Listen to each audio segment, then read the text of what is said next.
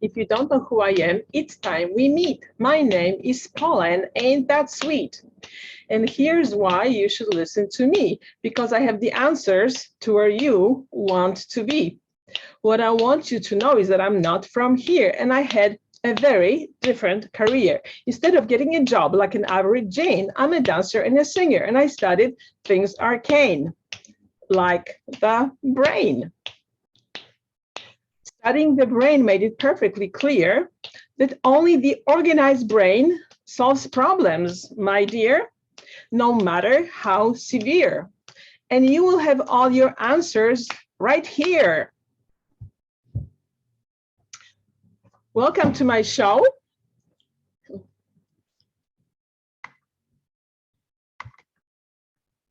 My name is Paula Oleska, and I'm a mindset maverick, creator of the Brain Upgrade Method, and a best-selling author, as you can see on this screen. And welcome to my show, One Solution for Everything, where we explore the one solution to everything, which is organized brain. So you'll be learning a lot about the brain, how it works, and why it's important for you. And we meet every Tuesday at this time, and hopefully you'll be able to make it again. In our show, we blend magic and science to create radical, rapid results. And I like to start with this important quote, which you may have heard before. What lies behind us or before us is not as big as what lies within us. So there is a lot of secrets that lie within you. You have a treasury of information, knowledge, and everything else, the resources you need to be successful. The only challenge is, how do you unlock this? So this is what this show is about. It's about your inner intelligence and how you can get in touch with that. And in order to do that, we are exploring, and what I'm going to share with you now, the reason for you to understand the premise behind this show and all the other shows, it's a brief recap of the premise I shared in my first video, which is a shift from the old paradigm to the new paradigm. So the old paradigm is when you have a mind that is in charge of everything. And I'm sure you've heard that because all of the education is based on this premise, on the old paradigm. So I'm sure you heard that you need to control your thinking with your mind, control your feeling with your mind, and control your behaviors and habits with your mind. Well, it sounds really good, but personally, I found it impossible. And my clients also found it impossible, and that's why they came to me, because I was so frustrated. I was looking for a better solution, and I found it, and I call this the new paradigm. So let me summarize for you what the new paradigm is, because again, this is the underlying principle of everything we talk about in this show, even when we don't mention the name new paradigm. So the first premise of the new paradigm, and of course it has to do with your organized brain, is that your brain is no longer just an organ in your head. It's a communication network that is spread throughout your body. Very different concept. So your brain is not static, it's a dynamic communication network. And this is what the neuroscience says about that. I won't go into a lot of details because I covered that in my first show. I just wanted to summarize the premise so you understand why we spend so much time on the brain and other aspects of it. So the second premise is that your body is intelligent because that's where your brain is. So, and the really revolutionary premise is that your mind actually comes from the body. So that reverses the old paradigm and puts it upside down, because the mind is no longer in charge of everything. On the contrary, is an outcome of everything else that happens on your body level, how you process information in your body. And we'll be talking about that a lot, both in this show and in our future shows. And therefore, the solution to create really good, profound, and rapid and permanent results is to engage your body. And people most of the time know that, because when I share that, people often say like, oh yeah, I solved my problem when I went to the gym. Well, the good thing is that you don't always have to go to the gym. And in a couple of previous segments, I shared with you some very simple activities that you can do literally sitting at your desk. And we'll be sharing some more of that in our upcoming segments. So this is the summary of the essence of the new paradigm. And this is underlying everything we talk about in this show. And that's why I wanted to summarize it, because in case you haven't watched the previous ones, now you know the underlying premise. And now I'm putting my wrapping hat back on, and we are going to take the trip down the memory lane to the time when Dr. Paul MacLean transformed our understanding of the brain. He gave us a brain in 3 sections. And despite numerous inspections and attempted rejections, because many scholars wanted to voice their objections, this model still stands and needs no protection. So thank you, Dr. MacLean. You deserve genuflection. All right, let's get acquainted with your brain. And I want you to understand that this is your brain, not some abstraction. So I want you to get in touch with where your brain is. So the behavioral brain, which Dr. MacLean called the reptilian brain, is in the back of your head. So please put your hand at the back of your head when it joins your neck and say hello to your reptilian brain. And if you're alive, and I hope you are, you can say thank you to your reptilian brain because it kept you alive all these years. The second layer is what Dr. MacLean called the limbic system, and that's in the middle of your face, and it encompasses your eyes, your nose, and your ears. So all your senses have to do with your emotions or are colored by your emotions. And the fastest way to get in touch with your limbic system, which I call the emotional brain, is to sniff, because the sense of smell goes directly into that brain that sits literally just behind your nostrils. And that's why smells have such a powerful effect on us. And then on top of that, you have the neocortex. Cortex is the Latin name for a covering, like a bark on a tree. And I call this the thinking brain. And this is where you have your right and left brain hemispheres. We had a segment where we talked a lot about that, and we will be talking about that again in one of the future episodes as well. But I just want you to know that you have a thinking brain, which is essentially what we call the mind. And in order for you to understand better what these brains do, I brought my helpers. So this is Rep. A Rep is going to tell us more about the behavioral brain, and I'll explain to you why I call this the behavioral brain. This is the limbic Teddy. Hi, I love you. Thank you, Teddy. You're very sweet. Can I give you a hug? Of course. Limbic Teddy always loves to hug people. And we have our thinking owl. Well, I can say good. I can say hello too, but I'm not very talkative when I'm thinking, and also I like to study. So, hello. Thank you, Owl. Very nice of you to show up. And let's now give the stage to the Rep. Okay, Rep. So, what can you tell us about what you do? Well, first of all, I want you to know I am very, very, very, very old. I am ancient.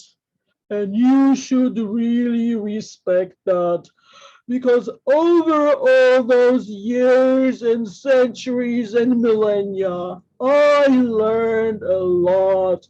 So I know a lot and I am very important. And you should respect that. Okay, I get that. I'll respect you. Well, that's good. So I want you to also know that I'm very, very, very important because I control all of your internal organs. Really? You do that?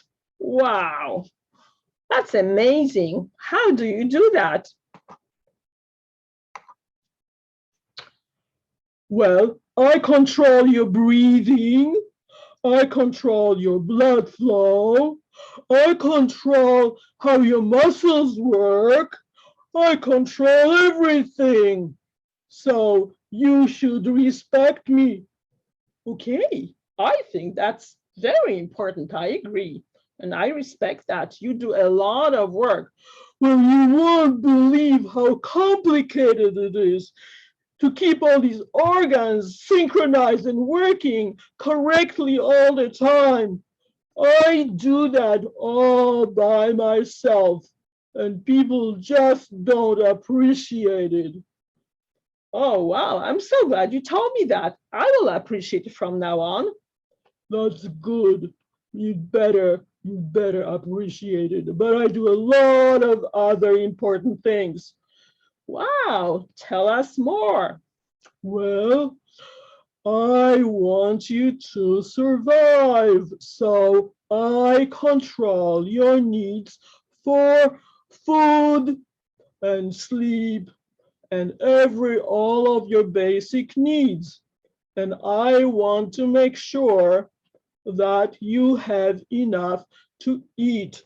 So I control the functions that we call hunting and gathering. Hunting and gathering, but we don't do that anymore. Of course you do. Well, do you go shopping? Yes, I do. So what? Well, that is hunting and gathering. You are hunting for bargains, aren't you? Well, sure. Of course I like bargains. Who doesn't like bargains? So you see, that's what I mean. This is because of me. And that hunting and gathering, that's because you want to bring your food home. And then you are very proud when you bring a good bargain home like a kill. You know, I never thought about it that way. That's very smart.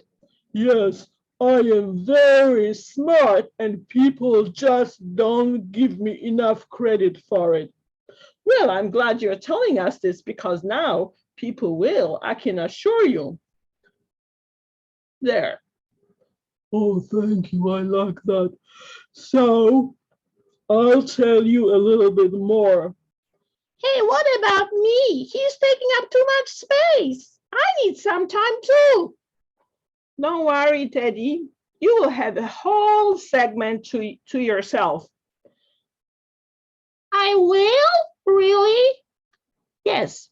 Promise? I promise. Okay.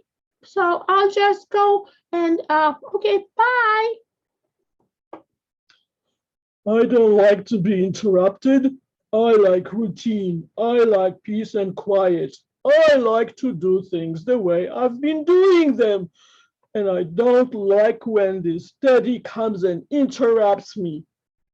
But I need to tell you more about other very important things that I do.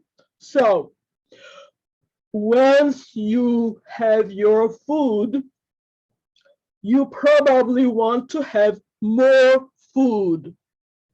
Really? Yes, like a squirrel. I think you stock your refrigerator full of food to the brink, and then you start collecting other things. Oh, that's true. I collect books. You see, that's what I mean. And a lot of people collect other things. They collect things that don't seem to matter, like dolls or coins or some other ridiculous things, but that's because I need to help them feel safe. And that's often what makes people safe. They have to have an abundance, an excess of stuff. Wow, that's very interesting. I never looked at it this way. See, that's why we need to have this conversation. And I'll tell you even more. So once you have all your stuff, I'm in charge of protecting your stuff. So I will teach you how to lock the door. I will teach you how to build a fence. And some people even will get guns. Really? That's all you? Yes, it's all me. See how important I am? I do so many things and nobody appreciates it. Well, now we will. I'm so glad you shared all these things with us. Life is so hard when you have to do so many things. So that's what it is. And I'm in charge of safety.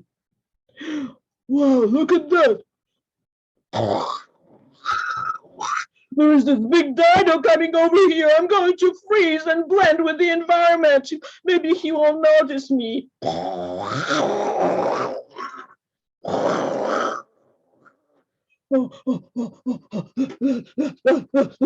was so scary. I'm so glad he didn't notice me because I'm really good with freezing and blending with the environment because I need to be safe. And in order to be safe, sometimes the best thing is to just not do anything, not do anything, not do anything. Wow. So you mean that when we don't do anything and we can't get ourselves to do something, that's because you are freezing? Yes, this is something again that people don't understand because I need to freeze when I feel scared. But if he wasn't so big and there was something a little smaller, I would hiss or I would snap or bite. There, because I need to protect myself. So that's what I do. If it's too big, I will freeze. And when it's smaller, then I may attack it and make it to go away because I like peace and quiet and I like to do my own thing. Wow, that's so interesting. Thank you so much for sharing all of that. I don't understand why he's taking up so much space and time. There's nothing here about thinking, and thinking is very, very important. Well, I think you may have a point. Well, let me tell you, the stupid owl doesn't know that I am in charge. And when I am active, you will not be able to think. Because when it's your survival, thinking is not that important.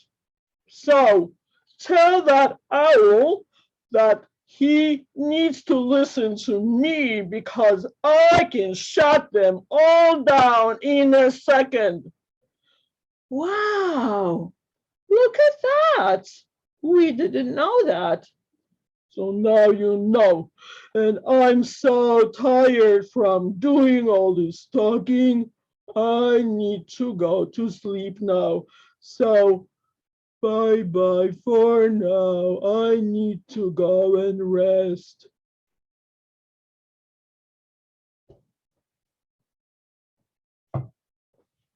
Well, so that's what happened. Rep did his job.